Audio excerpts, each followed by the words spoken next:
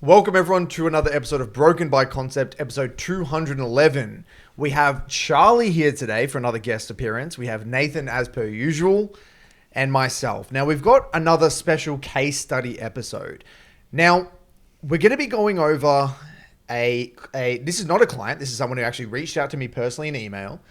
Look, warning guys, this might be a bit triggering for some people.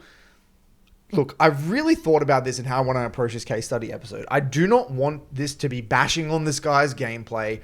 I don't even want this to be a coaching session. Like, sure, we're going to try and highlight things that this person could be doing better in their gameplay. We're going to get into those details. But at a high level, what we are aiming this episode to be about is what makes League of Legends such a difficult game. Why is it hard for us to pinpoint these learnings? Why are people losing their mind during this all queue experience? So, Nathan, do you want to kind of walk us through this email and, I guess, set the scene here? Yep. So, again, warning to our seasoned veteran BBC listeners. You'll be like, we've heard this a lot. This is quite an extreme email. I'm going to literally read it word for word just so we can understand the mentality, the mindset of this person, so we can have a bit of empathy and sort of from his perspective. What's going on here? All right, so it starts off. The title here is League Bullshit. Hey, I can make a whole story up on how League is pure cancer with its rigid MMR system forcing demote and keeping people stuck. But I want to ask you what I'm doing wrong. I keep acing and think I play above bronze level. Made it to plat 1 in split 1. Also dropped all the way down back to bronze because of amazing balance in this game. So is it possible you tell me what I do wrong in a nutshell? How do I carry 4 tomato IQ clowns to even come close to climbing back in this game? And I've heard everything. Take a break. I did. Focus on yourself. I did. Play only one role and champ. I did. Shut off chat. I did. Ward more. I did. Nothing works. I believe the system is forcing a grind and the balance is just way, way, way off.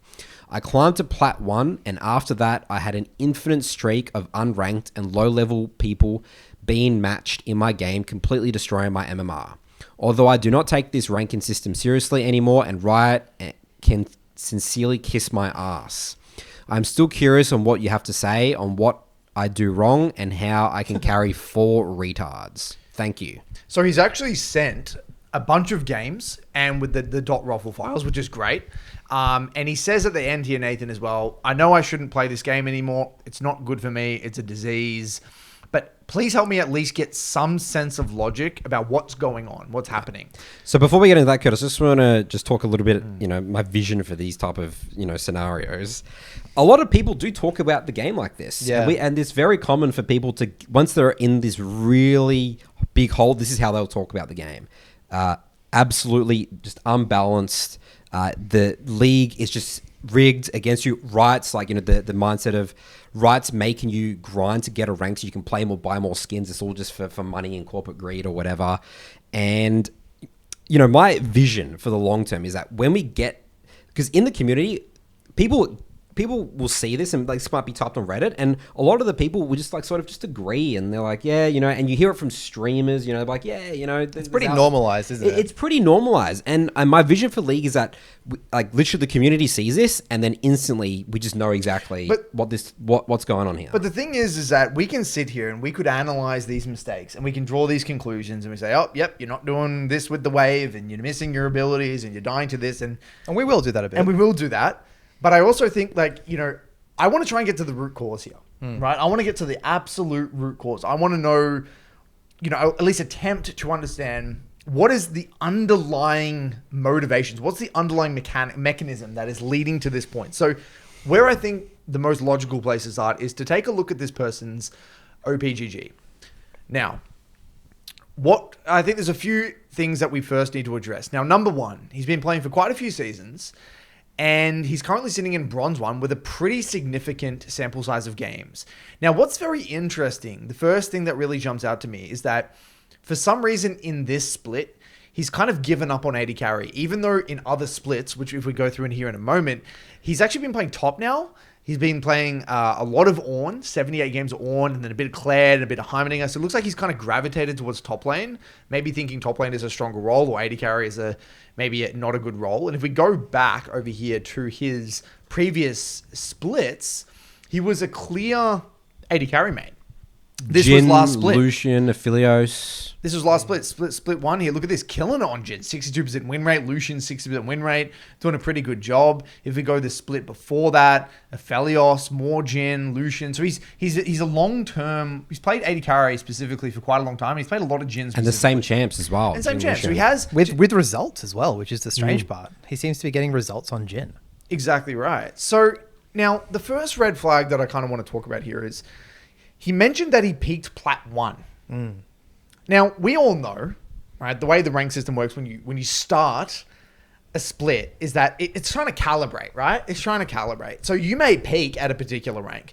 But I guess the first trap that a lot of people fall into is this whole idea that is that if you peak a rank, that means you deserve to stay at that rank, right? And that's why we call it a peak rank for a reason. You don't, just because you peak a rank doesn't mean that's your raw level of play. So there's, I think, a sense of anchoring to a particular rank going on here. And now he's kind of normalized back to the rank that it was probably meant to be.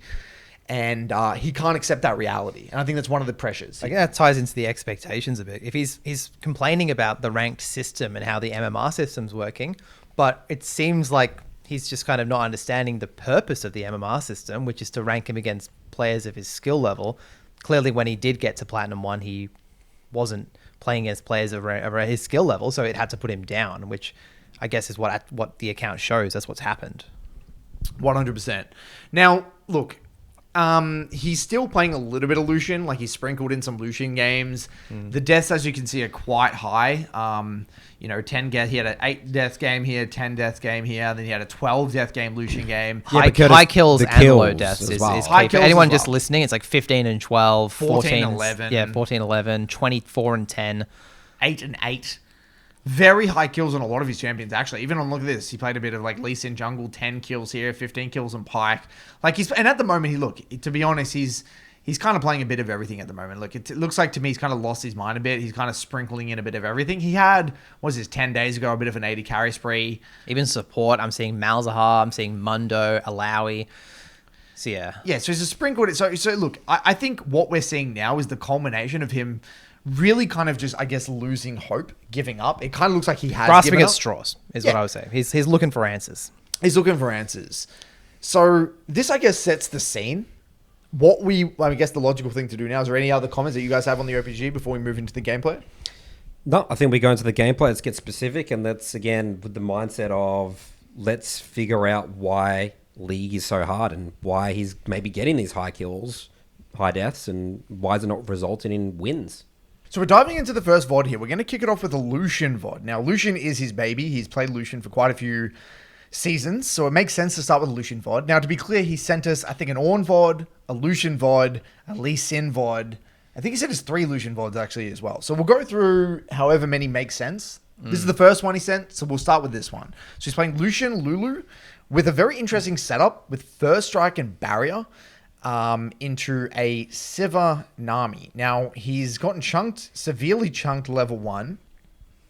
So, by the way, this is just little basic things. Even though this is just, it may look like, oh, yep, this is just, bronze level 1. This is solo queue. No, it's not. You created this by actually getting you actually didn't escape properly level 1. You actually stood your ground, or was AFK in the bush level 1. That's why he got engaged upon. Now, he looks like the master genius here at Plant, because he ended up getting the kill or whatever, but... Well, what we're doing is we've literally, this is what I call injecting chaos into the game. So this is the opposite of consistent League of Legends. Like, we're just going to get straight down to it. Like, if you stand in a bush and you're fanning out level 1, the reason you do that is to spot invades, not to kill people. Right? Yep. If the enemies walk into you, just calmly walk backwards, ping, you've got information for your team, and then play the game. If you're starting the laning phase with a 3rd HP...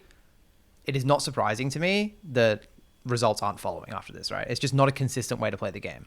Okay, so look, what we're going to do, and again, I want to make this very clear. Let's start very detail-oriented, and then we're going to work our way up, progressively becoming less detail-oriented. So, Charles, level 1, you're starting the lane with about a 3rd HP right now. He doesn't really have time to recall, otherwise he's going to miss XP, right? That's correct. So the mindset here, correct me if I'm wrong, should be to try and go for some sort of a slow build, a 2-stack, potentially into a reset.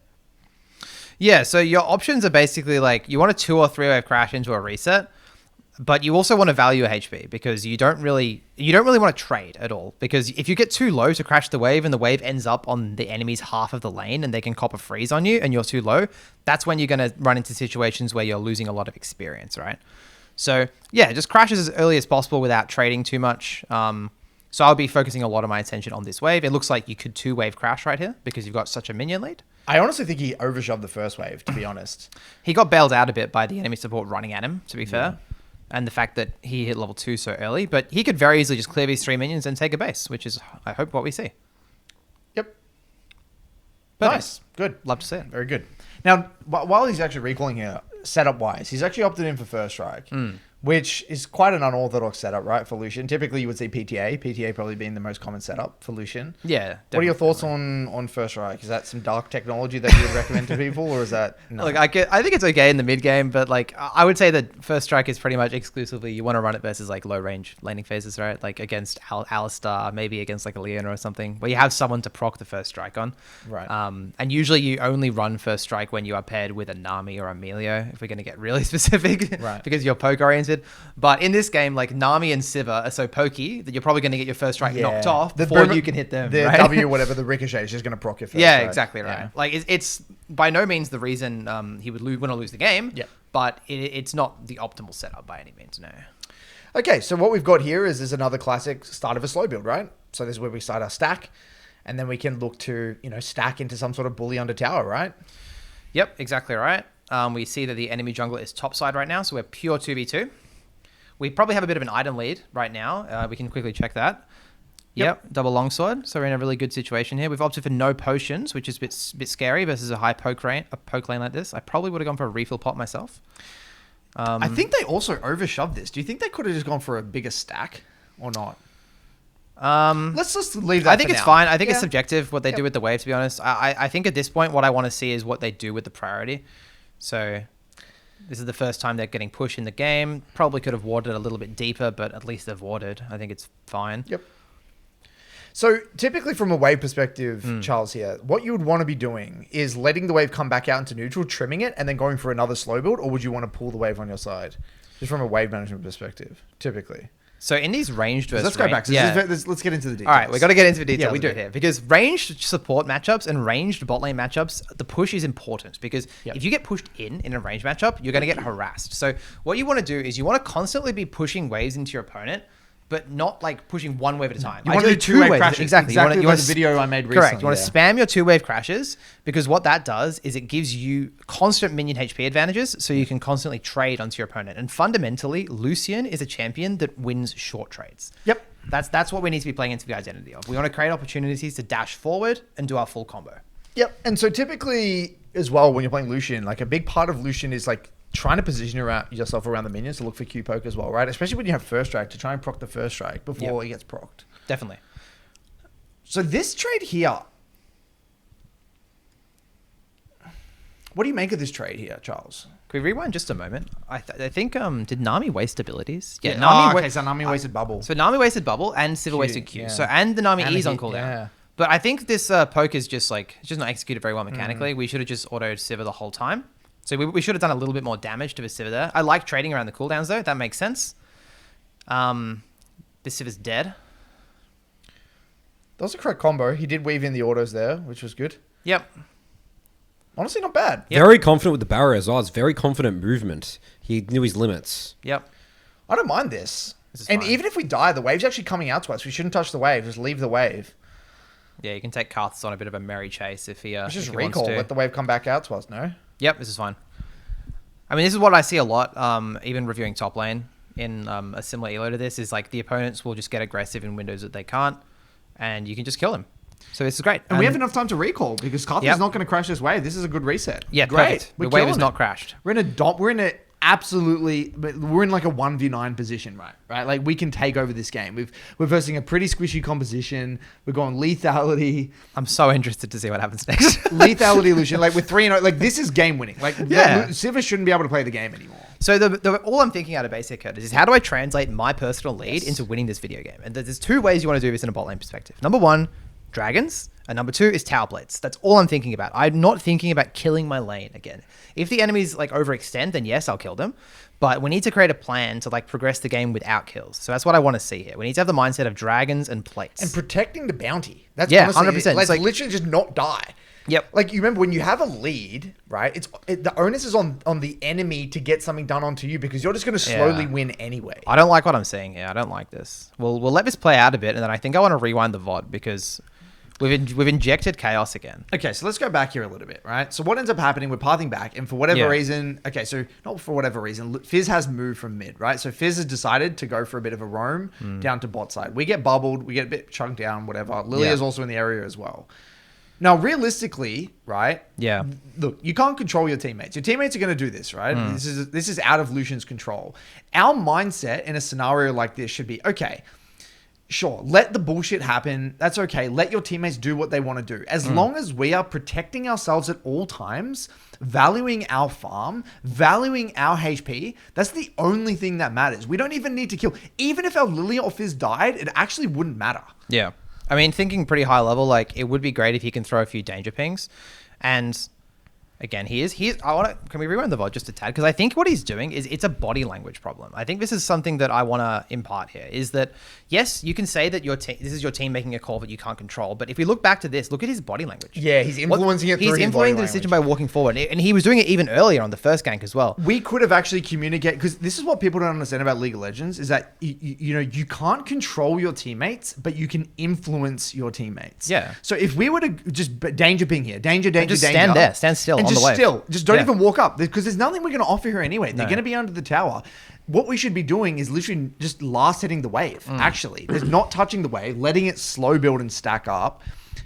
Danger ping, influence of your body language, and then go back to the wave, right? Because this play here ruins the wave. Yeah, it does. It removes all of a game plan from the situation. Like originally the plan should be to slow build into Dragon, and now that becomes a bit hard. And once again, there's the mindset that people really struggle with here is, well, what happens if my teammates die and they spam ping me and flame me? And the key thing here is that doesn't really matter that much, these deaths. No, it doesn't matter at all. It doesn't matter at all because you're not losing any experience in gold. Yep. As long as we don't die.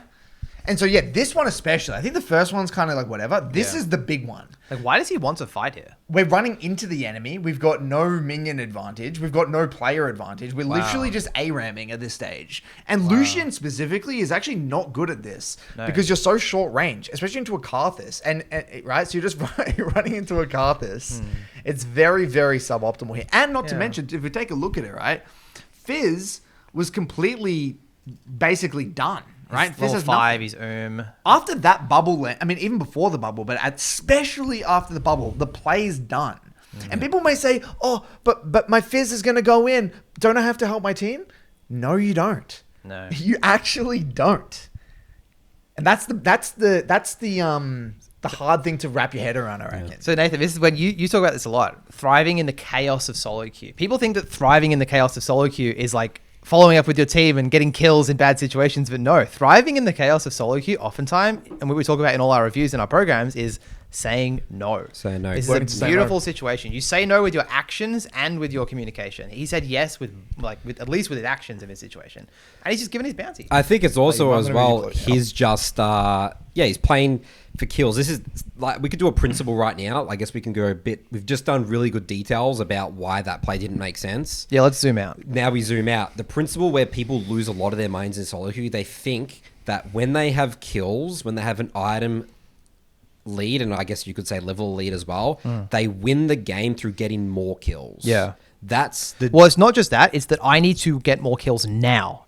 It's not that I can maybe get more kills in the future. It's like I come back to lane, I want to instantly start smashing my opponent. Instead of just waiting, hanging back, getting more information, maybe waiting for the Karthus to clear up, waiting for Lilia to clear a camp. Building a wave properly. Building a wave, like waiting for more conditions to be met. Because the thing is that theoretically that's true. But the way minion waves work, building waves... the way that the enemy team gets back into the game is by these random fights. That's how it works. Yeah. So this is where people really, really struggle concept with League of Legends. I have a big the other thing that I want to talk about here is this is reaffirming in his mind the idea that my teammates are dog shit. Exactly right. Because his team came to his lane and fucked the game. That's what he's thinking in his mind. That's what he's What thinking. is my Fizz doing? My Fizz is now running around the map dying. The enemy now have the better mid laner, the better jungler. The enemy mid lane is 4-2. The enemy jungler is 3-0. I get stuck with these tomato IQ players, right? And let's empathize, because he probably doesn't even know what it feels like to say no to that play. Yes. He does not know what it feels like to say no to that done that play. before. No, but the reason why it's not intuitive as well, right, is because in what we feel, what he probably feels in this situation is, okay, sure, guys, I'm going to say no to this. My team's still going to die. What does that change? Well, what that changes is that you're still going to win your 2v2, right? You're going to get access to all of the farm. You're not going to lose anything, and you can still win your 2v2. And then by actually staying strong, you can create opportunities in the future. That's right. So the hard concept to understand, it's like you need to forego the short term to set yourself up for success in the long run. So imagine what you're doing when your head is like you're banking up a lot of strength and a lot of power, I a would lot like of to resources. think about the analogy with my students, a slingshot. Yeah, that's so interesting. You're pulling it back because the later the game goes, death timers, more objectives up. Early game kills really, they're not that as important as mid to late game. So it's like a slingshot and bam, you let it go and then you explode the game. And one of the most valuable mindsets to have in solo queue is at some point, the enemy are going to make a mistake. Yeah. And if I'm strong, right? If I'm competent, let's say I beat my counterpart, I'm in a favorable position like you are right now before this. Let's say you're 2-0 and you have that bounty, right? Before you died. It's like, okay, I'm going to get myself into a position where the moment this Lux or this Pantheon or Carthage, whatever missteps, I'm going to be strong enough to capitalize. Now, if we compensate and we say yes to a dumb play and we get behind, then that possibility of punishing the enemy's mistakes goes away in the future. There is no, they misstep. They can get away with misstepping. So that has to be your mindset. How do I get as strong as possible to the point where if they misstep, I can then capitalize? Yeah, and I think the main thing to do that is just having a high emphasis on golden experience. And I think that's what a lot of people like. Yes. They see kills on the scoreboard, they see deaths on the score column, and they think, oh, that's what the game's about. But no, it's gold and experience, and it's boring. But if you Really just spend the boring, game valuing golden experience, that's so much more powerful. Now, where this gets very complicated, and again, I really want to empathize here for not just him, but the wider league community, right? Is that people will say, well, aren't you just saying that I need to have a 1v9 mentality? Now, this is the complicated thing about League of Legends. So you do need to value your own resources very highly. You do need to get good resets, good farm. You need to tick all the boxes with what your champion wants to do.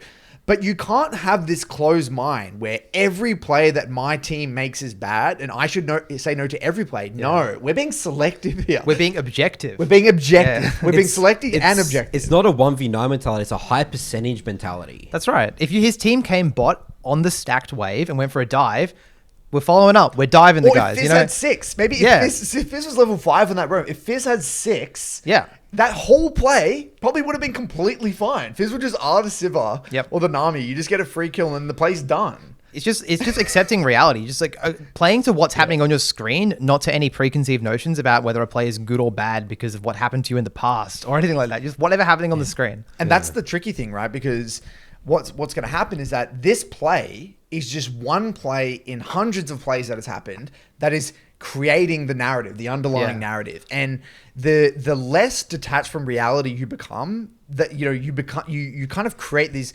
such deeply ingrained beliefs about the game and what the game you think the game is about. 100%. And I just want to spend a little bit more time on this and just zoom out once more, because this is end of review, in my opinion. And this is where I forget the guy's name, I'm sorry, but whoever sent in the email, it's like, this is brutal to hear, but like, if this happens to you, you need to look and you need to find ways to take accountability. That should be your like baseline. It's like, how can I change my behavior to influence the outcome of this skirmish better, so I don't give my bounty and I don't give the dragon or whatever's happened and the game doesn't explode? Because the game is now exploded. We've acknowledged that, right? The game has exploded from this death. So like, anything past this point is kind of like, let's just ignore it a little bit. Let's just go back and solve the root problem. We're not confused about why this game suddenly got really difficult. No, exactly right. The game's not over. Game's not over. But in terms of the review process and what we teach, it's like, okay, well, we understand what's going on in this game. Anything after, I'm sure we can take some little learnings, but we could create good principles and learnings just from right there. Because the question is, and I believe he said this in the email, I get fed every game, why can't I carry? Bam. That's why. This is why. It's because you're not playing objectively and you're trying to go for kills. It's not about when you're ahead. It's not always about what you do. It's about what you don't do. Yeah, you could just Most write of it the out. time it's about what you don't do. Yeah, exactly. We've already That's what it discussed it. is. You can just write it out. You can get 3-0 and you'd still be 3-0 at 10 minutes, and that would be great. But that's the hard thing about League as well, because you have all of these options. So like I always view League as it's a game of opportunities. So imagine in any given scenario, you're presented with a handful of opportunities. I can do this with the wave. I could take this trade. I could move here on the map. So it's overwhelming, right? So it's not about, so yes, you do have to select, maybe there's a handful of that are, I guess opportunities or decisions that are somewhat good, but it's also how do I pass that information and identify which one of the game losing decisions, which one of the game losing quote unquote, decisions, which actually cancel out future potential opportunities. There's a good way of putting it. That's the way I think of it. Yeah, It's What's always the skill of reviewing? That's right the skill of reviewing. there. Because and this is the other hard thing about League that I've noticed is that when we see a mistake, right? When we see this, the way our minds work is, wow, we actually imagine the alternate reality you would have been in if you didn't die here. That's right. It is. You've created a universe in that moment. We've created. It's like the universe has branched off into Yeah. some alternate reality where it's like everything is now extremely difficult. But the way you need to try to at least attempt to think is, what if? Like, what if I just didn't die here? Like, what would have happened? It's like, oh, yeah, I could have actually slow built this wave in. I would not have given my bounty to that person. We would have established vision. We can just shit on the 2v2. Being curious enough to ask that question is like the first step, right? Instead of like the blaming mentality. Even thinking, okay, so imagine if a couple of my team died, but I stayed full HP and I could just farm the wave. What does that look like? Oh, that would feel way better because I can just keep playing my 2v2, right? So now we're faced with a choice. We can go further in this VOD and we can take a look at what he could be doing, because you still win the 2v2. Yeah. I'm happy to go a little bit further if you want to. I would love to zoom. I reckon he has high kills if we go past here. Let's just keep. Oh, you just want to keep going? Let's just from- keep going for a okay. bit. Like I'm sure. I actually, while we watch, just in the background, Yeah. I did have one little more point on this. For a client I spoke to yesterday, Kaylee from Top Lane. I'm going to throw Kaylee under the bus here. And oftentimes, this kind of behavior in the early game doesn't come from a misunderstanding of the early game. It comes from a lack of confidence in the mid game. So because this player doesn't know how to win in mid game, they feel like they have to win in the early game. That was my problem. That's my problem That's in a nutshell. so common. Yeah. Yeah. I see that so in. And I had to tease it out of him, Kaylee. And then once we got there, he was like, "Oh shit, you're right. I just don't know how to close a game out. So I feel like I have It's to the kill only him." way to do it, yeah. It's not even that they don't maybe necessarily know. They don't have confidence in their ability To replicate every to replicate game. a mid game. That's right. Yeah. Right. So it's like they feel pressured to get all this shit done early, and if they don't, then in their mind it's like, well, the game's a coin flip anyway. Yeah. So they have to get extremely fed and take all this risk. They're willing to take more risk inherently because of that. Yeah, they feel it's mandatory almost. And this is exemplified on early game champions. Yeah, it is, Like yeah. me and my Rek'Sai. Yes. That's the problem. I've And maybe talked about even this with him podcast and his a lot. Lucian, Yeah, potentially. Lucian's technically Yeah. with Nami it's more scaling. I mean, but- Lucian scales like any other. You Of scale course. fine. Imagine a 10 CS per minute It's Lucian on terrifying. the mid wave with ulti. but Like we know that, but maybe that's let's just be empathetic. Yeah. You might feel like, oh, I play Lucian, they got Sivir. Sivir's gonna outscale me. I can really understand that Right. from his perspective. Yeah. But we know that that's not the reality. If you're ahead, you don't magically get outscaled. When I've been down that route on every role now, like scaling Renekton, scaling Rek'Sai, scaling Lucian, like it all exists. Okay, by the way, I just want to really compliment him on what he did there. What he did was perfect, right? He actually shoved the wave in. He let it bounce out. He trimmed it a little bit. He's not hard shoving this wave. And now he's walking past the Yeah. wave, utilizing his level advantage to take an excellent... You can see that there's Very skills high from level. this play that did allow him to get to platinum. Like, That's why he got the kills. He's getting kills for a reason, Yeah. right? Yeah. He's got strengths. He's not like he's got zero strength. He has strengths. Like that whole Definitely. sequence was quite good, honestly. Yeah. I would say that there's like definitely some sophisticated wave management to get some kills here for sure. He's not just mechanics maxing by any No. means. I would say he's not even that mechanical at this point. No. I mean, we can see like that. Look at that. Like, this is an overforce. Such an overforce. He's just flashed forward. And look, he's going to die, is he? Oh, he can barrier.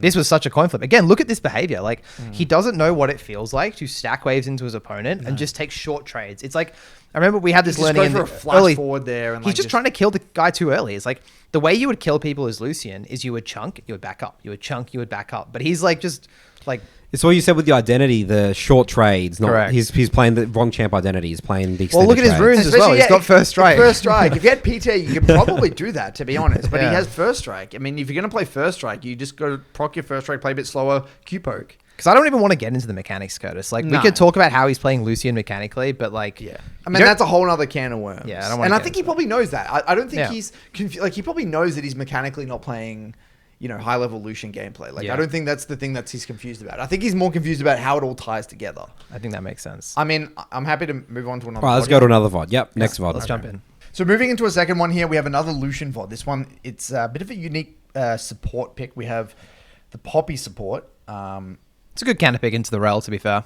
True, I actually didn't notice that. So we've got a Kaiser roll on the other side. He's opted in for the same setup for the first strike with barrier. So let's get into it. Let's just fast forward a little bit.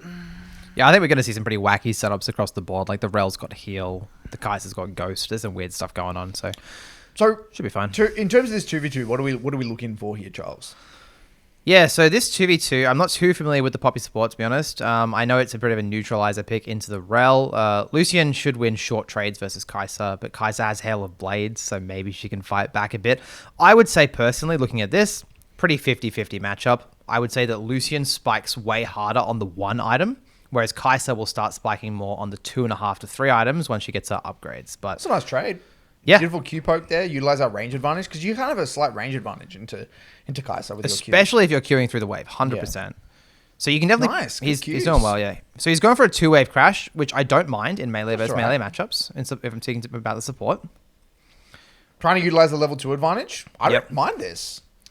Yeah. It's all right. It's not... I mean, it's obviously not... It looks like he's playing for kills, but that's high percentage. The level advantage, level 2, level 1, that's huge, right? So you can abuse that, right? Yeah, beautiful trade. Bit of a low value Q there, shooting the rel. Wouldn't have loved that, but it's not the end of the world. Well, it does actually matter with Lucian because you go room very quickly. So you got to be very careful with your mana on Lucian. Yep. I would say if I'm reviewing, that's just something I'd note. Oh, I'd use my Q on the support there, but I wouldn't like freak out about it, It's just something to notice. So he's got his abilities up now. So what I want to start seeing is, this is good. He's kind of got hit by everything, but... Okay. Look, I actually don't mind his aggressive posturing here, but he just didn't respond very well to the engage. Yeah, I mean, look, I think you can tell he has the right idea. Like, if we look at this play, like, he has the right idea. The execution is obviously not great. Yeah. He gets hit by the rel. He doesn't get much value from his barrier. He, like, flashes out with barrier. He obviously gets hit by everything. Doesn't get much value from his E. Yeah. It is messy. I mean, it's kind of what you would expect. The thing is, the wave, I can't tell. Yeah, what's happening with the wave? It's coming towards Yeah, him. it's coming towards us. It's good. actually fine. I mean, it's obviously not ideal that we died like that, especially since we're playing Lucian. I mean, you kind of want to be utilizing your early lead as a Lucian. I mean, that is built in the champion's identity, right? Look, I mean, if we're just zooming out, like this play style, if I were to call it that, of like trading kills in that window, like I don't know how intentional it was, but it's just not what I would recommend. Especially with first strike. No. Like that, we're not playing as if we have first strike. He's got tier as well. He's playing so aggressive, and he's bought tier on the first base. It's just the And a pink ward. I would never buy a pink ward, guys. Do not buy pink wards. Yeah, Yeah, carry. no. Just please don't do that. the setup. You remember your setup has to align, right, with your play style. Yeah. Right. If you're taking like scaling runes, you can't just be playing psychotically in the early game. You got to play to your rune strength. Kaiser got a pickaxe. Kaiser got first blood, I guess, because she's so much. So we're stronger. actually weaker. We're very behind. Yeah. Yeah. So look, we're not going to do it, but I mean, we can if you want. But there were definitely ways that he could have won that 2v2 Yes. based on how it started. Yes. So that's what you would have to review. Again, we're not. Yeah, I think he gets that. So it looks like his jungler comes bot. This is fine. I mean, What is he's the wave. Like, okay, so the wave's good. yeah. As long as the wave doesn't crash during that play, that's where that play can go wrong. Is if while you're following up on the gank, the wave hits tower. And we freeze. I'm hoping we freeze, at least temporarily, because the rel has to base, I'm pretty sure, right? So the thing that I like about this play, right, if we go back, the rel hasn't yet based, right? And if we chunk out the rel here, she has no pots. Yep. There's no way Kaiser can unbreak this freeze. She can't walk up to the wave. So we can actually temporarily freeze and actually get a pretty significant... We can get an experience lead, we can get a gold lead, we can start rock and rolling, right? We can start At the rock and very least, we can start building a slow push. Yes. Even if it's a temporary freeze. Yeah, but like it looks like we have... Are we freezing? We're ordering a little bit. We did queue the wave when it arrived, and we're pushing. No, I would have liked to hold this a little bit longer, in my opinion, and then start a slow build. And if we're getting it super technical, Curtis, one of the reasons why it's good to hold this here is because our jungler is recalling and going topside, because the topside camps are spawning, and our jungler is not going to be around bot to protect us when the wave pushes out. That's pretty high level. And heavy trading, when the wave is bouncing out like this, is really, really, especially when our jungler is now on the other side of that, is really not good. So this trade that we can do in a second is really not good. Like, remember, we shouldn't, in my, like this here is that's like an end of review trade. Okay, so this is a couple of things, right? There's a lot here. Let's unpack this one, Charles. We have to unpack this one properly. Because like I'm just trying to look past the specifics, because on the surface, let's start specifically. Okay, so specifics, specifically, let's just talk about Kai'Sa. Like he's not standing behind minions versus Kai'Sa. You're not utilizing your range advantage with your Q, because this is not how Lucian trades. No, we need to be here. Yeah. And we need to be trying to aim our Q through the minion onto the Kai'Sa. He's also tanking all the minion aggro. Like, what you want to do when you trade is wait for the minions to latch on to other minions. Yes. So he's taken the whole minion wave. He's given Kai'Sa an isolated Q and a free W. Yeah. It's crazy. Like, he's just given Kai'Sa the dream trade, where if he just waited a few seconds for the minion wave to settle, then he can trade on his terms. And now we're in a position where we don't have any pots. I think we just finished that one's. Oh no, sorry. He just used his last pot now. Yeah. So now we're in a position where the wave is going to be bouncing out away from us. Because he's also way weaker. So why should he trade anyway? He's got a tier pickaxe. So don't trade. Yeah. So the trade makes zero sense from a macro perspective, in a micro perspective and a macro perspective. Yes. And if Kai'Sa's good, he will win this trade. Then let the wave come towards her and freeze herself. Yes. But these guys don't know what they're doing. I think they're over trimming a little bit here as well. I think they're just giving Lucian too much space as well. I think that they could be posturing a bit more aggressively, but he's trying to proc the first strike with the W there, which I don't mind. Looks like Poppy takes things into her own hands there. Bit of noise. That's a bit of noise that he probably freaked out about in the game, though. Do you want to address this? Because I think he would probably see this and be like, my support just entered me. I mean, look, there's not much you can do about that, right? Like, I mean... So the way I would adapt to this situation is I would base. This is a cool piece of tech that I can share with people, because this is a cannon minion. So as soon as my support dies in this situation, if we're going to go back to the frame Poppy died, what you would do is you would realize, okay, the wave is actually no longer pushing away from me. It's actually coming into me. And this wave won't crash. The next wave will crash. So I'm going to use the time that the enemy bot lane take to crash this next wave to get a quick cheeky recall in. And you can do that because it's a cannon wave and they can't push it fast enough. You can also do as well? Sometimes what you can do is you can ping your jungler assistance, and then you can like camp out a vision. And then, and this, I do this in mid sometimes, where like I pretend I've recalled. Yeah, you can fake base. Fake base, right? And you go out of vision, the wave just crashes. They're going to recall ASAP. By then, your jungler might be on this side of the map. And then sometimes you might have to sack maybe one or two minions, but then you pop out, and they're like, oh shit, he hasn't recalled. And then you just catch all the farm under tower. Yeah. And the reason I'm trying to problem solve this situation is because what I'm imagining is going to happen in the next 20 seconds is that the enemy bot lane are going to dive him. That's what I think. I think he's going to die. And I have not seen this VOD, but it looks like he almost died there. That is basically a death. Like he has to base. He actually, I just didn't realize he has barrier. He actually can't even get dove here, in my opinion. If he plays it well with his E, if he fake bases, make sure he doesn't show. That wave's coming in. They're going to hard shove this wave. You can sit out of vision, come back around the corner when they maybe like one or two minions die. Boom! You have your E, you have your barrier. Yeah, he has to fake base. You have to fake base because if he just stays in lane and just shows him, the worst thing you can do right now is be on vision. Yeah, because Rel's just gonna know he's gonna do this. And worst case scenario, Curtis, the Master Yi comes and they just 3v1 dove. Yep, exactly right. Which probably won't happen in the most cases. So fake basing is the tech there. If we're getting into the specifics, that's what you would do. Yep. I mean, we're so lucky that we're getting this wave, by the way. Yeah, it's silly. This is illegal. I mean, realistically as well, from this position, the Rel should just 1-for-1 with you to deny you XP or something. Like, where the hell's the Yeet? And how are you going to play this push out? They could be in that bush. Yeah, they could be in this bush. So we've kind of escaped our life somehow here. I mean, this is why we're in this elo bracket for a reason, right? These people are all in this elo bracket for a reason, so... Yeah, it's fine. Okay, so we get quite lucky with that whole sequence. The wave does crash. And so we're all good. So if we take a little bit of a stock take, right? I mean, somehow we've entered out of this whole situation with a bit of a CS lead. If we take a look at the gold in reference to the Kai'Sa, we're at 200 gold down. We're actually okay now, miraculously. Yeah. We're obviously not... If he's trying to hold himself to a platinum standard, especially a platinum 1 standard, this is not a platinum 1 standard in terms of last hitting. But he's still got a lead. So he's got that going for him. A very slight one. But again, Yeah. this is considering that you're playing Lucian into Kaiser as well, right? That's correct. You should win the early trades. Okay. So I want to pay attention to the Qs. Now, but he's got some AD behind him, and he's got 3 points in Qs. I mean, I guess he has tier, but something I did notice, and I didn't really touch on the other one, is it's like, I see this with a lot of Lucian players, is the W usage. It's an expensive ability for what? Like, you're just CSing with it? Like, Yeah, you never want to just use it on CS. Never really want to use it like that randomly. Okay, so our Fiddlesticks comes by. I like that combo. Doyle 182. He knows how to do damage sometimes when he dashes sword with the combos. Flashes aggressively, gets a little bit of a kill there. He has ulti.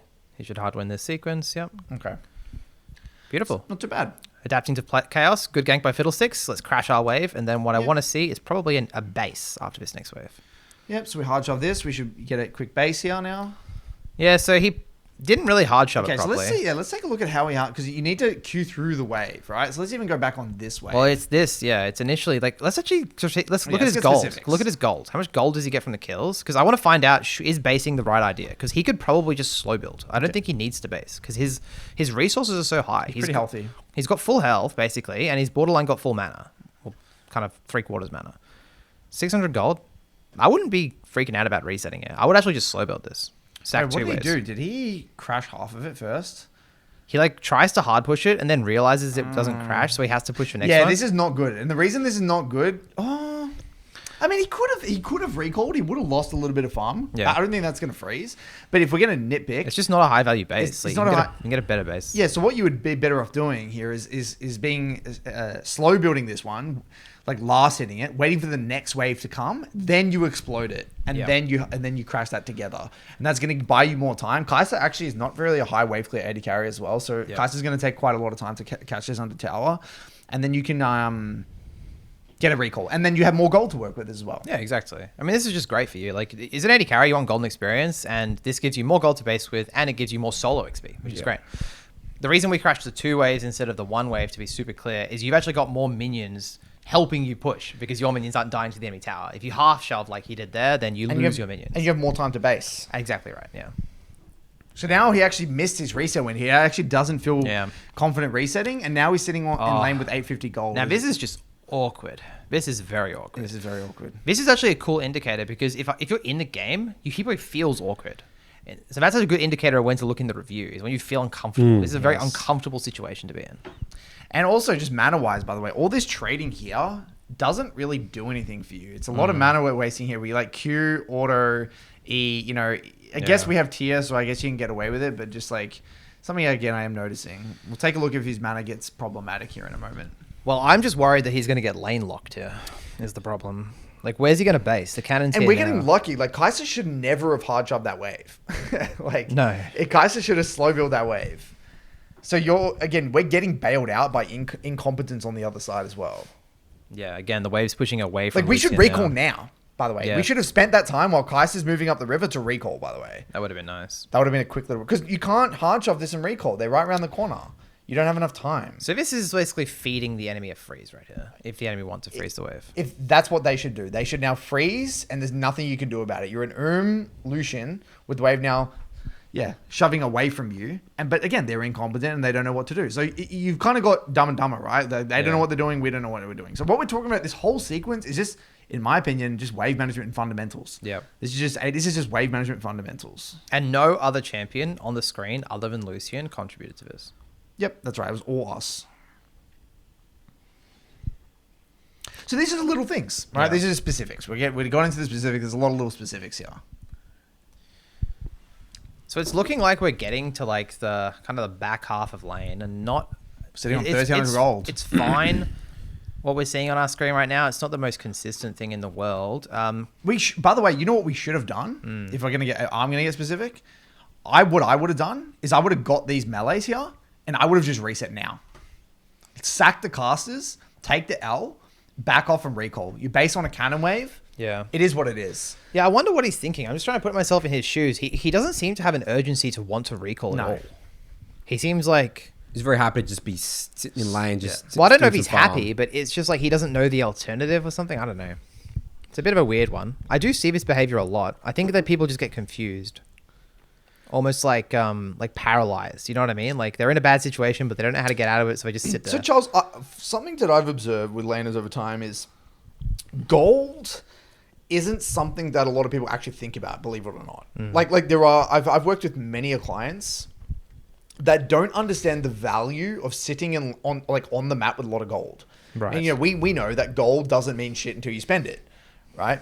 But these people think, oh, I'm not dying, right? I'm getting. I think they think they're protecting their tower as well. Yeah. Like, you know what I mean? See, as long as my tower's not getting hit, I'm like, that's like me winning the game or progressing. Yeah. But what we see here is gigantic missed opportunities. It's minutes and minutes and minutes of missed opportunities. And also, we would be in a scenario where we could be winning this 2v2. Yes. But we're losing the 2v2 now because we haven't spent the gold. There's no control of the game at all for the last 4 or 5 minutes. Zero control of the game, which is going to hurt your solo queue a lot and your ability to win games. Every this whole time since we missed our reset is now like fate. It's like as in like it's out of our control. Yeah. Like like we're now hoping to get carried because we can't contribute to bring the game forward. We're not going anywhere. We're just playing ping pong with the Kai'Sa. They're idiotically doing one wave crashes. We're idiotically staying in lane. So what happens is that the game just progresses nowhere, and we're just hoping to get carried. Yeah, no one's. We're just hoping that they mess up like enough somehow that we get a kill. All right, so we said we wanted to do a little bit more mid-game stuff here, all right? So let's, we've talked about all that. Let's just quickly do a snapshot here after they get this inhibitor. That's quite deep into the game. It's very deep into the game. You don't think we should do this at all? He's got 6 deaths, Nathan. We're not going that deep into the game. Nathan, that's so deep. It's already end of review. This Kai'Sa is 7-2. Go back. He's Why out did of this 14 happen? minutes. Problem solve this. All right, what happened? What happened? All right, so we can maybe play from here, right? Okay, he's got one item. What item is that? I've honestly, Voltaic Cyclist. I've never seen that item in the whole game. But maybe that's a Lucian item. I'm a bit ignorant of Lucian's build. I think Lucian has a lot of builds at the moment. Okay. Anyway, what I want to be seeing here is the Kai'Sa's gone mid, so he probably needs to just mirror and go mid as well. As soon as the AD carries start lane assigning mid, you need to follow your counterpart. Here comes bot. I mean, this is a low quality death. This is a very, very low value death. Very lazy. Like, this is... okay. In What? League of Legends, guys, you're going to die. Okay? You are inevitably going to die. You're not going to play every game and then have a flawless 10-0 game or a 5-0 game, right? You're going to die. But something that we are all very passionate about is the concept of high value and low value deaths. So let's unpack this one because I think this is a really, really important topic here. So basically, if we go back here to set the scene, I'm assuming they were behind in tempo, right? For whatever reason, we don't really need to get into that. So Kai'Sa and the Rel have moved from bot. So they move up with their kind of tempo. We didn't ping that they had moved. So, Fiddle gets collapsed on. Yep. And then Good move by the enemy bot lane. Yeah, Really good move from the enemy bot lane. Cool. They made their play, right? Now, if we take a look at this, we freeze frame right now. There's no, we have no mid laner. Our mid laner is literally dead. Our jungler is dead. And our support is trying to do whatever they're doing mid, right? So right now, the enemy team have a lot of time to do things. They have complete control over the map. Now, if we die here, our team gets nothing on the back end. We're not trading our life for anything. Yep. We're not trading it for a play topside. We're not trading it for an objective. And on top of that, the big one is that we're not even burning anything on the enemy, right? It's not like we're making them like sweat for this kill. We're going to get basically one shot, right? So we're not wasting a lot of time. We're not buying really much time at all. And the enemy don't even have to really spend much. I mean, Rel just went for literally, look, I don't think they burnt a single ultimate. They didn't, so they didn't burn a single ultimate. It was quick, it was clean. They didn't burn a single summoner. And even more granular, Lucian didn't kill the wave. So they've got a wave to push with. Look, they kill Lucian and they instantly have 6 minions. It's to go basically on the worst death you could ever have. It's the worst death ever. They have 6 minions alive to push with. And now you're desynced with your support as well. So your support actually has nothing to do. Your team is now coming back on the map ready to do shit. And now you're dead. So this is kind of the start of the death cycle, by the way. I've seen this a lot where one person dies and then now the other people now try to make up for that and die. And then now you have your teammates just all desynced with their death timers. Yeah. It's not great. Yeah, I think it's so funny. It's so funny. Like I'm like trying to like go to the mid game. I'm like, let's look at past the inhibitor. You guys are like, no, because I mean, this is in the review. This is already this is why the end of review process exists. I guess when I was trying to do that, I'm trying to like. you know, people have the mindset, yeah, I made all these mistakes, guys, but like I'm in a winning position in mid game. How do I win the game? That's just not how you improve at League. Like that's just it. Even like Lucian scales, but Lucian doesn't scale when you play like this either. Like you're not going to be able to impact the game much at all. No. If your counterpart has 7 kills and you have 2. No. It's just, yeah. Remember as well, to our listeners, these are the VODs he hand selected and gave to us. I was just thinking that as well. We're not Like, cherry picking anything. No. Literally, he sent us 5 VODs. I wonder what he thinks we were going to say.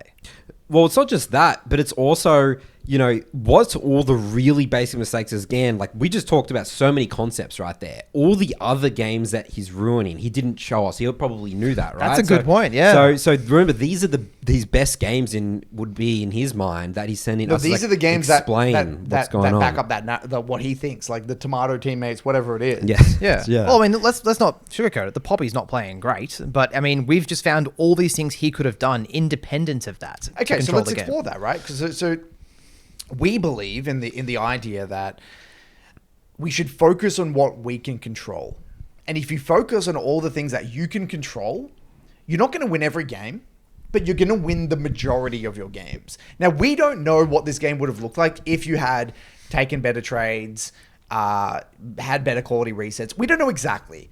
But we can for sure guarantee you that you would have had a higher % chance of winning this game. Exactly right. That's all you need in the long run. That's all you need in the long run. Or the way you want to think about the League journey, and this is, I think I'm talking directly to him, right, at this stage. You need to imagine that your journey with League is like playing poker. Every game is just a hand. And you can only play, your mindset has to be, how do I play this hand to the best of my ability? Does that mean you're guaranteed to win the hand if you're the best player in the world? No. But what it does guarantee is that if you play very high percentage, you know, make very good quality decisions. Regardless of what your teammates are doing. Regardless of what your teammates, and regardless of what your hand is, and you play the hand that you're dealt well, over a sample size of many, many hands that you play and many games that you play, you will climb and you will outperform the other people in your games and the people in your ELA bracket. And then you climb. Yeah, just simply put, if you made better decisions, you might not have won this game. But if you had the skill set to make these type of decisions, you would win more games than you lose. Exactly right. Now, obviously, the hard part is the taking of responsibility. Yeah. Right? Because it's like we all feel, right, a sense of entitlement. It's like, if I'm better than this guy, I'm better than this support. I performed better than my support, right? I'm assuming is something that he's thinking. He thinks in maybe his mind, potentially the only reason this Kaiser is ahead is because they have the better support than me. They have that rel. That rel was better than this Poppy. Therefore, I feel like entitled in some way, shape, or form, that I feel like I deserve this win. Yeah. You know, I feel like, especially within the email, this like kind of sense of like entitlement or like a deserving. Like, I'm playing well. I'm the one who deserves to win these games. It's my teammates' fault, right? And that stems from a feeling of like you're highlighting the things that you're doing well. You're highlighting the things that your teammates are doing poorly. And you're highlighting the things that the enemy is doing well. Yeah. You're missing 1/4 of that equation. Yeah, exactly right. Imagine it's like every time, most people have this pair of sunglasses on. It's like a lens that you view the game through. We automatically look at the things that we do well. We cancel out the things we do poorly. We hyper-focus on the things that the enemy does well. We don't really talk about the things they do poorly. And then we hyper-focus on the things our teammates do poorly because we very rarely congratulate our teammates and think they're amazing. Correct. Because if we were to congratulate our teammates and think they're really good and they're Smurfs, That means I'm the problem the whole time. No one's going to do that. Yeah. A lot of most people don't do that. Mm-hmm. What was his score this game, out of interest? If we get to the end of the game, Because he clearly submitted this for a reason. 24-9. What on earth? 24 kills. And so look, I think we've already established he can do damage. You can kill people. He can kill people. He has the hands and the ability to kill people. Now he's doing it in an incredibly inefficient and ugly fashion, but he can deal damage and he can kill people. And so that's where the dissonance is, I think, really starting. He's thinking, this is all the damage I'm doing. This is all the kills I'm getting. Yeah. What's gone wrong? I think that because he's sending his VODs with very high kills and they're kind of long, drawn-out games, it kind of hints to me that he doesn't respect the details in the early game very much. Like, he doesn't view the stuff we're talking about as the reason why you win and lose. He thinks it's that 30-minute team fight or that dragon smite or stuff like that, right? I'm imagining that's probably what the case is, because that's the big stuff on your screen, right? But yeah, the score, like, when did we stop watching this VOD? 11 minutes. We could have easily stopped watching it minutes ago. This game goes for what, like 40 minutes? Yeah, 40 minutes. Like, that last 20 minutes is noise. Like, that's just pretty much. And it's just so noise. easy for a player to get zero value of learning from this VOD in those type of long games with high kills. If you review this game and you skip fights. and just watch for dragon fights, yeah, you might improve your team fighting a little bit, but you're not going to learn how to consistently win games. You're not going to learn how to play League of Legends. No, exactly. League of Legends, at the end of the day, solo queue League of Legends is not that Baron fight at 30 minutes. It's not that Elder fight. It looks like it is, but it really isn't at its core. Because if you rock up to that Baron fight with like 10 CS per minute, you're solid about your champ's identity, and you've played a clean game up until that point, that fight will play itself. Yeah. I should reframe it. That can be the game in like high ranks. Yeah. But as you're learning the going through the rank ladder, these things aren't. It's just not where your attention should be. No, it's not where your attention should be. So- It's not the big 20%ers. So I want to go up a kind of a rung on the ladder here. Right? We started very low, like very specific. We started to go, I guess, go a little bit deeper when it come to, I guess, his interpretation of like teammates and stuff. I want to go another layer, which is, again, I think you touched on this really well, Charlie, about how I think he has a fundamental misinterpretation about what is League of Legends, what like the design of the game itself. And this is where League can trick you. League tricks you very, very, very well, right? Like, again, you can pop off in that some 25-minute team fight and get a triple kill, and you can feel like you're on the top of the world. And so what's happening, right, is that you get that triple kill at 25 minutes. In his mind, if I'm getting a triple kill at 25 minutes, nothing I did before that point even matters. Because if I'm getting a triple kill at 25 minutes... That's the good as it gets, right? That's as good as it gets. What's it matter? Yeah. Right? And so again, what he's forgetting is about, again, the missed opportunities. He's forgetting about... It's not only that, Curtis. It's the missed opportunities, but it's also like the opportunities you would have denied your opponent as well. It's about how your decisions have given your enemy more opportunities to not only screw you over, but screw everyone else over. Because this is the thing, Charlie. When we look at this, think about. I'm just going to pose a hypothetical kind of scenario here. Imagine we won lane way harder. We had good resets, took great trades, and we shit on the Kai'Sa, right? Kai'Sa and Rel would never be in a position to run up the river and kill your fiddlesticks in the river. Yeah. So by us being in this scenario, yes, you could pop off in a 25-minute team fight, but your teammates' life has been made so much harder. Rel's probably hovering mid and making Zed's life miserable. Kai'Sa's going to be able to pop off on that 30-minute team fight as well, because she's had access to farm and gold that she would never have had. Yeah. Fiddle's getting shit on because he can't get neutral objective and set up vision and get good R's. It's because crazy. he never has vision. It's all those other things. It's actually a butterfly effect. I'm like, my mind is exploding thinking about the possibilities now. Just like, imagine this is a sequence. And this might sound crazy, but it's not crazy. It's like, you take one reset better. That means you deny the support one roam timer. That means they don't kill your jungler. That means your jungler can farm a few extra camps. That means that your jungler's in position to counter gank top. That means your top laner gets ahead and takes the plates. And then you're in a different universe. Like, you're literally in control, but it's like, it's more steps away than you think, so you can't see it in front of you. But you can see the team fights, which is why people want to focus on those. So I do empathize, because it's fucking hard. It's not easy to like be able to see that far ahead and to understand the kind of the butterfly effect. The butterfly effect. But the beauty is, Curtis, if you take accountability, you don't have to see the ripples. All you have to focus on is the first step that you did, and just trust that the goddamn game is made well, and that like taking accountability in the process will get you results. And you can go through the shitty route of like getting hypothetical with every situation you get in and problem solve it and say, oh, if this happened, this would happen, this would happen. But you don't need to. And that's kind of like... Execute the fundamentals, apply core principles. Yeah. These things get you a long way. These are the first steps. Exactly. The minute, what does my gameplay look like? What is my execution, my fundamentals, my principles that I'm applying from minute 1 to 15, maybe 1 to 10. And all you have to do is look at the best players in the world, and that's what they're good at. Yeah, everything's just correct. Chovy's not famous for his team fighting, is he? He's famous for his like level 1. Yeah. You know what I mean? It's crazy. It's the unsexy stuff. Yeah. Yeah. I mean, I think that's really all for this VOD as well. Did you want to move on to... Yep, let's do an Ornn game. Let's get now. into the Ornn details. Alright. I'm excited. All right, so we're moving into an Ornn VOD this time. So what we've decided, because he had such a great early game here into this Briar, we're going to go straight in kind of like late lane, play from late lane, moving into the mid game, because, yeah, he's done a great job here. He's 4-0. He's killing it. As you can see, I guess his bot lane struggling a little bit. Mid kind of going relatively even. Nocturne also on his team doing a pretty good job. So Nocturne's killing it too. Yeah. Ornn was his most played champ this season Yeah. so far, correct? So he's been sort of an Ornn main recently.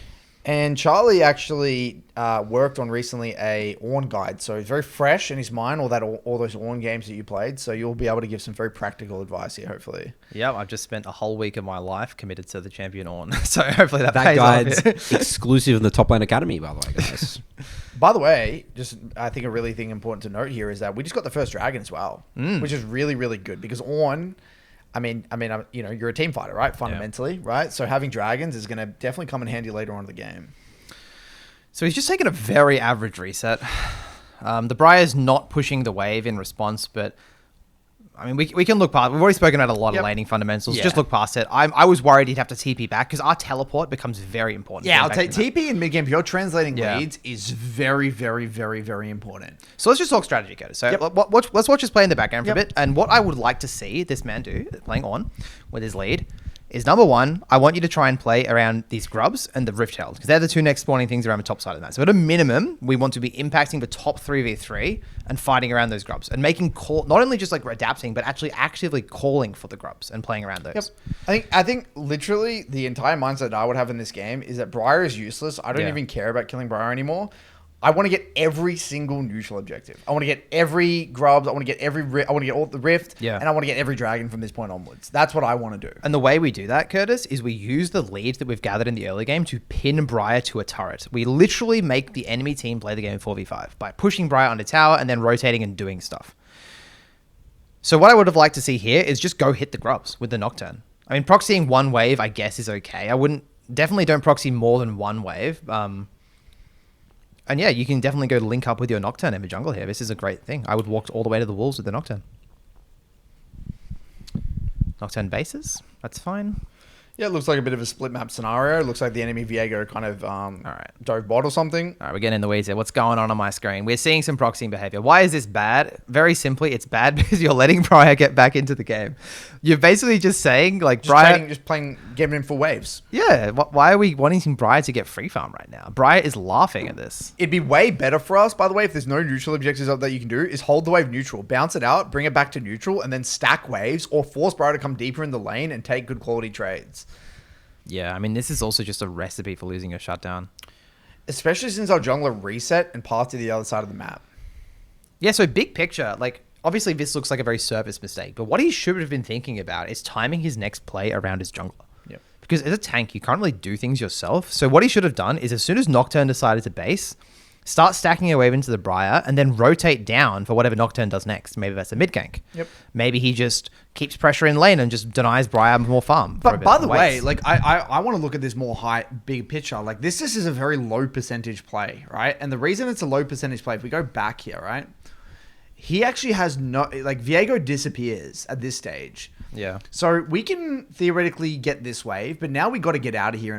We start to get out of here at least. Imagine if Viego recalled and then was instant pathing topside here. We don't know, theoretically, we actually don't even know where Viego is. Viego's not even showing here. I would just say even simpler, Curtis, if the Briar just waited for Morg to get closer and then they killed him together instead of going in one by one, he would have just died. Yeah, he would have just died. If they fought together. So yeah, he should die here. And to be honest, I think Morgana also misses like a really crucial bind here that might have even, like that bind there with another, I think he just dies. He would die, yes. He just would dies. So he has no magic again, skills. I'm zooming out, bigger picture, like if this person is taking this amount of risk with this sizable bounty, which we already actually saw in the Lucian game, you know, it speaks to me like a very, again, that mindset that you were alluding to in one of the other VODs where it's like he probably doesn't have confidence in his ability to navigate the mid game, so he feels as though he needs to, you know, win now or don't win. yeah, yes, exactly right. So we've came out unscathed somehow. We've navigated that situation.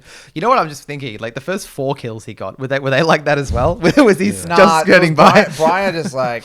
Now, okay, this TP is really, really not good, by the way. So when you're ahead like this and you want to translate your lead in mid game, your TP becomes a very valuable resource to be able to attend to fights, and then also, especially later on, you want to have your TP available for the next dragon. Yeah, 100%. Because look, like, what have you done? You've teleported back to lane, you've crashed a wave, and you've got nothing. Like, I guess he got a plate, so I shouldn't say nothing. But it's not worth it, obviously. No. One plate for a TP. We can get that plate later on anyway. Yeah, 100%. Okay, Herald is coming up in 30 seconds. Let's see how we play around So what we should be doing in chat is getting our team excited about the neutral objective. We should be pinging it at 60 seconds, then at 40 seconds, and then at 25 seconds. We should be pinging it and getting our team excited. Yep. And using our body, like walking at it and hitting it actively. So he doesn't have that neutral objective mindset. Killing the 0-5 Briar, what does that give you? How much gold did he get? Can we have a look? How much gold did he get for killing the 0-5 Briar? It would have been like 120 or something. This is a disaster. Like, this is a beyond disaster. Wait, let's look at the gold first. Yeah, he got 120. He got 100. And look at Diego, ready? So this is end of review. So that was just to say 150 for people that are listening on Spotify if they've made it this far from this video. So well done. You're VOD reviewing via audio. You're transcending to another realm right now. Once again, the mindset of kills. He's not valuing kills. He doesn't understand. Well, he doesn't understand either, Curtis. What Curtis was saying earlier, that not all kills are created equal. Like, his death was 100x Briar's death. So again, the concept of deaths and kills, I think, holistically, he doesn't understand golden XP. I think actually we can extend it further. He doesn't understand golden experience in League of Legends. And look, the Herald's still up. This is again another situation where you've branched into an alternate universe where now both neutrals are going to be up at the same time. Yeah, because what we would have been able to do is get Rift, shove out top, pressure top, and then we can move down. And if he still had TP, if he didn't blow it earlier, he could even just TP to it. And then TP to Dragon. And then he could move to Dragon, TP back top. I mean, there's so many things you can do. And that's how you win games. That's how you win. Yeah, exactly right. But okay, look, at least here he is moving to Dragon. Yes. But we've just made the game so much more complicated. Yeah. Like, it's their only win condition is Viego, by the way, at this point. So yeah, that's a really good point. Yeah, Viego is now juicy because Viego's the reset king, right? Just saying. By the way, guys, Misfortunes at WinCon. He has actually messed up 2 ultis mechanically so far. So he's made the mistake of casting his ulti while he's near people with crowd control. Yeah. So it seems like he had the right idea to contest this neutral objective, but the way that he's done it wasn't really accurate. If we want to get granular and speak about how you add some consistency to this play, what you would do is you would push out the mid wave first. Like this next mid wave that's about to meet in neutral, you need to go and push this wave. Yeah, very, very, very. You always shove mid before neutrals. Because guys, if the enemy do Dragon while this wave is being pushed, then you just push mid. And you just play for the T2 and then you can play for Herald afterwards. And ideally we would have already had Herald. Yeah, exactly. Well. But yeah, this is actually huge as well. Another little micro detail. And then also, by the way, if we go further after this point, so after he gets this play here, if we fast forward, so he gets this play off. Yep. Yeah, we'll fast forward. This isn't the end. I mean, he got a couple of flashes here. But we should be spam pinging Dragon. We don't want to siege here. This is a waste. Whatever we're doing here is a waste of time. This is all a waste of time, waste of time, waste of time. We should be... This whole thing is a disaster. Do you know, the main reason why this is a disaster, Curtis, is because for every second we spend down here, Briar gets back into the game. Yeah. Briar's top versing our support right now. Yeah. We need to problem solve that, which means we either need to be getting something crazy done on the other side of the map, or just get back top and fix the situation. Look, Briar's got to kill. And utilize the man advantage that we created as well, because we killed the Karma. But now Karma's back up, so now we can't even do the Dragon anymore. No. We're just throwing abilities around. Yeah, now, so the game is devolving into chaos. Now, he may think, well, isn't this just the way the game is going to go? No, the game wasn't actually going to go like this. No. It didn't have to. If he didn't dive the Briar, the game would not look like this. It would actually be very clean. This would actually be a very clean, 28-minute win, in my opinion. Yes. Because as well, they don't actually have... The only Fed member, by the way, was the MF. MF can't kill you. You've got a Nocturne... a Kali, Ornn, into an immobile 80 carry with MF can't carry with a support that can't even really peel that well. That MF can't play the game. And there's so much follow-up for the Ornn ulti. Imagine getting Ornn ulted with a Nocturne Akali diving on you. Yeah, it's impossible. How do you carry the game? You would win every team fight this game. You would actually win every... Because Briar is literally a minion. So you would win every team fight. You know what I'm noticing as well? What he's doing right now? He's actively just stopped farming minions as the Ornn. This is very common. This is what my top lane journey looked like initially. I would stop farming minions at the mid game because, especially when you're fed, you're like, I gotta run around and kill people. And this is probably more exemplified on tanks as well. Would you say like the tanks are really bad at just sitting in lane? They push and move. And I think like at a high level, like carrying with tanks is not easy. No, like unless you're playing, I guess Mundo, right? I think Mundo, if you get fed, like you can kind of like run around the map. Yeah, you can do a bit of damage as Mundo. But just as a general rule of thumb, it's not easy. It's not an easy task. That's why we don't recommend like you shouldn't one trick or like main Ornn really. Like, unless you love it. Unless you love it. You certainly shouldn't like. It's not the most streamlined way to win games or to learn the game. Yeah, I mean, if you're really at a loss and you're thinking like, oh gosh darn it, how do I win and how do I climb in League of Legends, and you're like, Ornn's not going to solve that problem. it's like, come on, man, like there's some better chance to play. Yeah. Like if you want to carry and you want to like make your journey easier. Yeah. Now, just as a side note, if we kind of went off on a tangent there, but like, what's going on? I actually think here, by the way, like what we should have done is I think we should have just, Let me break this down, Curtis. So technically, he doesn't have to go bot because the wave hasn't reached its target yet. So what you can't, it's kind of like in for a penny, in for a pound at this point. Like you've decided you're not going to lane, you're not going to push out bot. Technically, the bot wave is pushing back into you, so you do have a roam timer here. It's more important like what he does after this because he's blown his ulti, he's made a play with his ult and his team. So I like it. It's okay. It's not precise by any means. But what I want to see is after this play ends, you reset, go bot, fix for lane assignments, and start progressing. And then start shoving and moving. Yeah, exactly right. So let's see what happens. Instabase after this kill. Either way, by the way, despite all the shit that's happened in this game is still, in my opinion, a pretty straightforward win, right? You've got true dragons in your back pocket. This is really, really not good. This is a waste of time. We need to be basing and going bot. This is incredibly inefficient. We're running around the map with no ultimate. There's nothing we could be doing now. That's correct. This is pure time sink. And we won't see the consequences for this immediately, but you will see the consequences of this later on, because typically what happens when you see this sort of stuff is that you're late for a play, or you influence a bad play with your body language, because you're sending a signal to everyone around you that you actually want a play to happen. So maybe now you've got an Akali, Nocturne, Ornn, no one with ults, and now you're sieging a tier 2 mid. He just stopped his own Herald with his Q. I've never seen this before. I'm sorry to tangent like this, Curtis, but watch what he just did. What did he do? The Ornn pillar stopped the Herald. Oh, no. Like the charge. It stopped the charge. Oh, no. I didn't know you could I didn't even do that. That was crazy. Anyway, what was your point, Curtis? Maybe you should put that in the Ornn guide. Bonus resource. Yeah, bonus resource. How to grief the team. How to grief the team. It's a bonus resource, right? Yeah. But almost this whole time, he's basically giving the enemy an opportunity to fight the Ornn without the Ornn ult. Like, if the enemy team wanted to force harder right now, this would be their best opportunity to do it. Nocturne, Ornn. This is go time. Yeah, totally. And also, look what you're doing. You've made the support center go bot again. And you made your Draven stay top. This is the thing. It's not even, when you fuck the lane assignments, it's not even about you. It's about what you do to your fucking teammates. You destroy the game. You've broken anyone's idea of playing the game properly at this point. Because now what typically happens is the AD carry is going to get caught topside. This is typically what happens. The jungler or someone's going to kill that guy top. Yeah. Or that guy's going to start bleeding farm because he can't shove the wave out fully. Right, as well. So the game is just now look, Draven's trying to come back mid, and then this is becoming an absolute disaster. Let's zoom out, because I've been coaching a lot of top lane recently, and this is the kind of behavior I do see in a lot of our clients, and most of our clients, if not all of them, have much, much, much better relationships with the game than this way. So this can happen to anyone, right? This is not like a problem of ego that causes this. It's the ego problem that doesn't solve this or see the issues. So what we're seeing right now is what a bronze top laner looks like. That's okay. Now we know your baseline. Now we can start adding stuff to this, like mid-game fundamentals, pushing out sides before making plays with team, playing around ultimate cooldowns, grouping at neutrals and valuing the mid-wave before the neutral. You can only start adding this stuff to your gameplay if you recognize them as problems to begin with, right? And to do that, you need to recognize you're not perfect. So...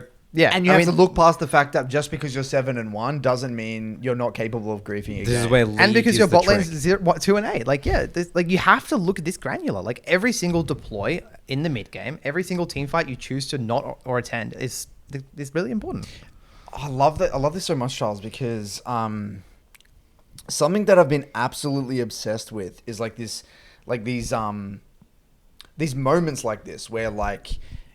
The way I draw it out, I like to think about it visually. You have like a timeline of a game, right? And then like I view, okay, we're doing great, we're in lane, we're doing okay. And then like it's like, okay, this whole sequence, this like minute and a half, I like block it out. It's like a blank spot. It's like, okay, this minute and a half, you just ran around the map.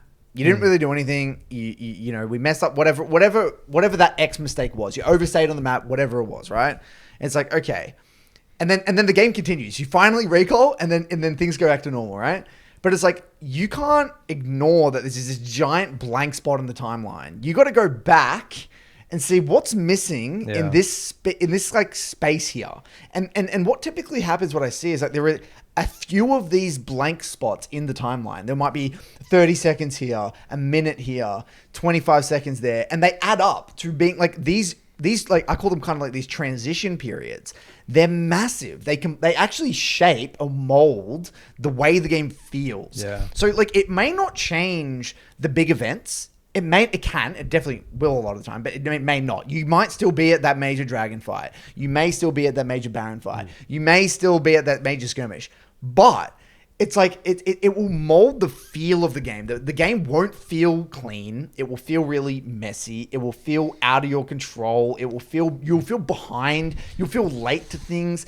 Things will just feel uncomfortable. And that's the reason why it's these things, these small transitions, the lane assignments, the resets, fighting without ultimate. It's these things that you just got to fill them in, and they make a huge difference. You add them all up as well. You know, 30 seconds there, minute and a half there. You know, we're talking about 6 minutes in a game. You know, you can do a lot in League of Legends in 6 minutes, especially if those chunks were objectives. It's like what you talk about in jungle, Nathan. It's like the whole analogy I think of when we're talking about this is, you think of like a really good jungler and they make the game look easy, and it's because they have really sharpened up those transition periods. It's like what you teach, Nathan, like finishing your full clear by 3 minutes 30 and getting to picking which crab to go to, getting back to your first spawn of Gromp or golems by 4 minutes 20 seconds.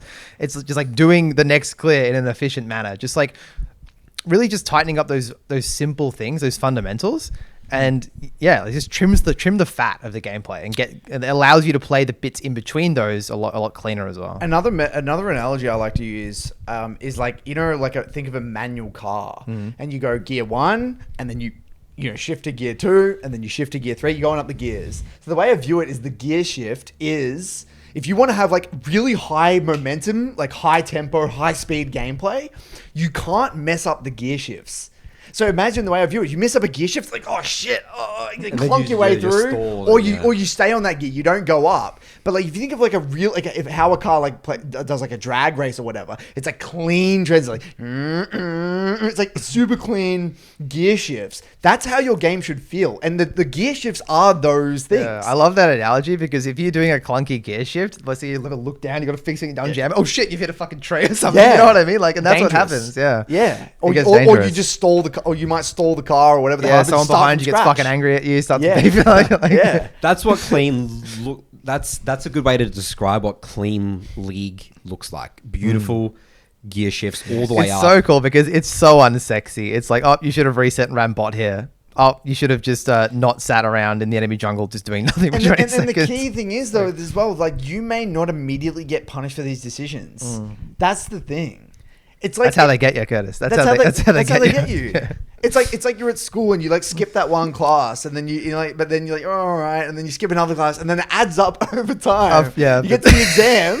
You get to the exam at the end. You're like, I don't know what the fuck's going on here. I missed that whole topic. I wasn't there. 100%. And it catches up to you. Yeah. Okay. You may not suffer the consequences of it now. It will catch up to you, and that's the way you got to think about League. Again, it's another mindset you got to have. But again, it's the same. Even though it's such a different game, it's the same underlying things that are missing. It's the lack of valuing golden experience and poor resets. It's not valuing bounties, not valuing life. It's the desperation to make something happen now because you're not confident you're going to be able to make something happen in the future as well. Like, we're seeing that a lot. Like, if you notice, what I find a lot of players force themselves to do is they try and chain plays together because they think, oh shit, I've got the ball. It's like, I'm going to run the ball down the whole court. It's like, how about just make a little bit of progress and then pass the ball and then like reset the play? You know what I mean? It's the chess turn. Yeah. That's not how League works. It's a back and forth. Because if we go back, like, to get back to the video game here, like if we look at when was the Herald fight? When was the Herald fight? Was it a lot later than this? It was before this, right? Was it? I've lost focus. Yeah, okay, so there's the Herald up now. Because he fights the Herald with his team, and then look what he does next. Like, let's just watch the Ornn after this Herald fight. I'm fairly certain he like runs all the way across the map to the Herald. My review mechanics aren't great. And look, that's the play. Play's over. Now's when he should reset. But look how many more things he does. Pushes top. That's one. Leans mid. That's another. Heralds mid. That's a third. Runs bot and like gets vision bot side. That's a fourth. Another mid wave. Runs around. Pressures bot. That's another one. Pressures mid again. He's still going, guys. He's building an item. Now he's pushing out bot wave. He's made a 5th play. Now he's hitting a tower. That's a 6th play. Now he's TP'd mid. A 7th play. And yes, you can build items on Ornn, so you can overstay. He's not doing that, by the way. He's sitting on 2,000 gold. But look how many plays he's made without any period of downtime. And this is the consequence. We're actually suffering the consequence right now. The enemy have their move, and we're not prepared. And we're probably baiting our team into plays that we shouldn't want because Dragon's coming up, and now our team has died just before the Dragon. Now we lose the 3rd Dragon. Exactly. So, yeah, I mean, we could go back and review his ulti and stuff. But shit. it's all the same stuff. It's like... Yeah, same stuff. I like your point on transition periods, though. I think that really nails it. If you're listening, if you had the gusto, the guts, the balls to sit through this much of the review, mate, and you get to this point, I hope you can implement this. I hope you can implement this transition period stuff because, if you stick to Ornn, it'll definitely get you a lot of results. It's important to note as well is that everything that we've talked about here, all the principles, concepts, this is not unique to him. Yes. Don't be sitting and watching this like, oh, Nathan, Curtis, and Charlie are just doing the roof for them. I have a whole other set of problems. This is what Ron's gameplay looks like. No, I would go even further, Nathan. I make these mistakes. I'm not. These are common mistakes. These are mistakes people make for lane assignment and stuff. Like it's so hard. Everyone works on this every day. When I reviewed like pro games, when I had was coaching pro teams, they would make the same mistakes. But it's just the consistency of the mistakes. It's the consistent mistakes. The value of the deaths and all that sort of stuff. 100%. This is league. You're right, Charles. This is league. Yeah, this is all it is. This is what it is. No one here is playing a different game. We're all playing the same game. It follows the same principles, rules. If it didn't, I wouldn't be playing the game. The rank ladder would be a mess. I wouldn't be able to logically explain and be objective and say why this is a high percentage play and this is not a high percentage play. That's why we love the game, because we can break down everything. Everything makes sense. It's all fundamentals, like the old John Wooden. It's like the mastery of very small details. It's like they're just doing their details down there in bronze at a certain level. We're doing our details up here. Or pro players are doing their details up here. It's all the same details. It's just level of mastery and consistency. Now, I want to quickly now talk a little bit about, why, just again, go another level higher, tying this all together. Yeah, so why is he angry? That's the question I kind of want to answer. Why is he this angry? Why is he this fed up, right? So let's try and piece together the email and where he's at with what we've just seen. So, I mean, look, I think we can just start with number one. He's a very high kill player. He knows how to deal damage. So he's having a lot of games where he's getting kills. He's killing people. He's getting items. The games are inherently very messy. Okay? He's dying a lot. We've seen that he doesn't value his life overly high. He doesn't value bounties. And this is also tying in with the poor resets, the poor wave management, the poor lane assignments, not saying no to plays, not valuing life. Right? When he does die, they're really, really bad deaths. So he doesn't understand the concept of high value and low value deaths because that stems from a lack of understanding resources and XP and gold, right? So you have that layer. We also have another layer of, okay, well, if, he's actually behind in certain situations, yet still gets kills.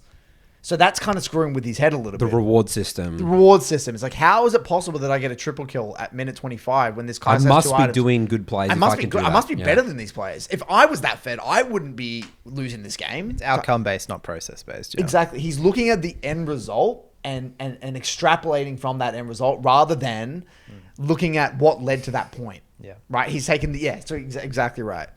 And so I guess if you tie that together, he's got that sense of entitlement. It's like, well, I'm better than these players. It's my teammates letting me down. See that Poppy, she's griefing me.